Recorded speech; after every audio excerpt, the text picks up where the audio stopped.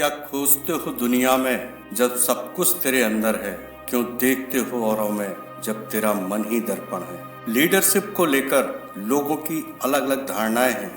कुछ लोगों का मानना है कि यह एक जन्मजात गुण है और यह प्रतिभा कुछ ही लोगों के अंदर पाई जाती है। वहीं एक दूसरा पक्ष भी है जो कहता है कि कोई भी व्यक्ति लीडर बन सकता है। लीडरशिप वैसे तो एक बड़ा ही टेक्निकल सा शब्द लगता है और जब भी लीडरशिप की बात होती है तो एक बहुत बड़ा वर्ग अपने आप को इस कैटेगरी से दूर ही रखता है, क्योंकि उसकी सोच में लीडरशिप की उस परिभाषा ने जगह बना ली है जो कहती है लीडर्स आर बॉर्न, लीडर्स पैदा होते हैं, बनाए नहीं जाते। लेकिन अगर लीडरशिप को लार्जर पर्सपेक्टिव में देखें तो समझ आता है कि सभी लोगों के अंदर लीडरशिप के कुछ न कुछ गुण तो होते हैं। हर व्यक्ति सारी जिंदगी आइडेंटिफिकेशन क्राइसिस यानी अपनी पहचान के संकट से जूझता रहता है। वह चाहता है कि उसकी अपनी एक पहचान हो, लोग उसकी बातों को गौर से सुने और उसकी बातों का अनुसरण करें।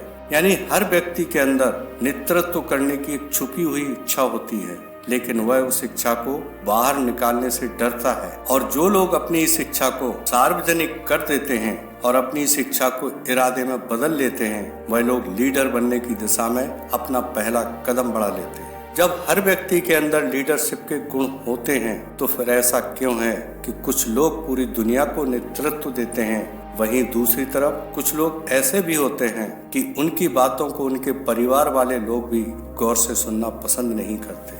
और आज हम अपने अंदर छुपे उस लीडर को जानने की कोशिश करेंगे जो हमारी पहचान बदल सकता है, हमें उन लोगों की श्रेणी में खड़ा कर सकता है जो लोगों को दिशा दिखाने का काम करते हैं और अपने पीछे चलने को मजबूर कर देते हैं। अपने अंदर छुपे लीडर को अगर समझना है तो सबसे पहले हमें अपने व्यक्तित्व और अपनी आदतों का विश्लेषण करना पड़ेगा और देखना पड़ेगा अपनी मैनेजमेंट स्किल्स को कि मैंने अभी तक जो भी काम किए हैं उसको किसी प्लानिंग से किया या बिना प्लानिंग के, और अगर प्लानिंग से काम किया तो उस प्लानिंग को कितना इम्प्लीमेंट कर पाया। फिर वह काम चाहे हमारी पर्सनल लाइफ में हो या प्रोफेशनल्स। मैनेजमेंट स्किल्स के साथ ही साथ डिसीजन मेकिंग पावर यानी हमारी निर्णय लेने की क्षमता का रोल भी सबसे ज्यादा होता है, क्योंकि लीडर वही होता है जो भीड़ में आवाज उठाता है और फिर सारी भीड़ उसकी आवाज पर उसके पीछे चल देती है। ऐसा नहीं है कि जो भीड़ में आवाज उठाता है वह बाकी लोगों से ज्यादा बुद्धिमान होता है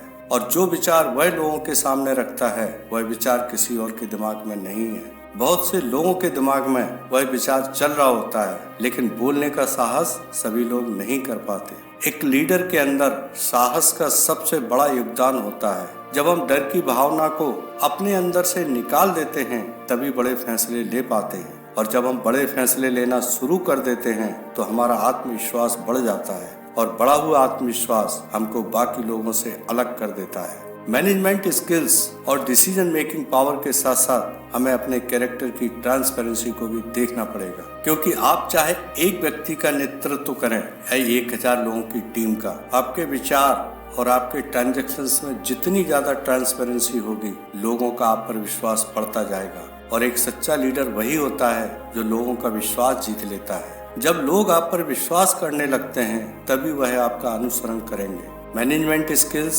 डिसीजन मेकिंग पावर या हमारे फैसलों की पारदर्शिता, इनमें से कोई भी गुण ऐसा नहीं जो हम अपने अंदर पैदा नहीं कर सकते। और जिस दिन हम एक पॉजिटिव माइंडसेट के साथ इन क्षमताओं को अपने अंदर विकसित करना शुरू कर देते हैं, हमारे अंदर छुपा लीडर बाहर आने लगता है। लेकिन इसके लिए जो सबसे जरूरी चीज है वह है अपने आप को भीड़ का हिस्सा न बनने देना, क्योंकि भीड़ साहस तो दे देती है लेकिन हमारी पहचान छीन लेती है। हमारी सफलता और असफलता में लीडरशिप का सबसे बड़ा योगदान होता है, फिर चाहे वह पॉलिटिक्स हो या बिजनेस, स्पोर्ट्स हो या हमारी जॉब, हर जगह हमको अपने अंदर लीडरशिप विकसित करनी ही पड़ेगी। अगर हम ऐसा नहीं कर पाते तो हमको लोगों के पीछे चलना ही पड़ेगा, और अगर हमने लीडरशिप की क्वालिटी को अपने अंदर डेवलप कर लिया तो भीड़ हमारे पीछे चलने को तैयार खड़ी है। फैसला हमको करना है कि भीड़ का हिस्सा बनना है या भीड़ को अपने पीछे चलाना है।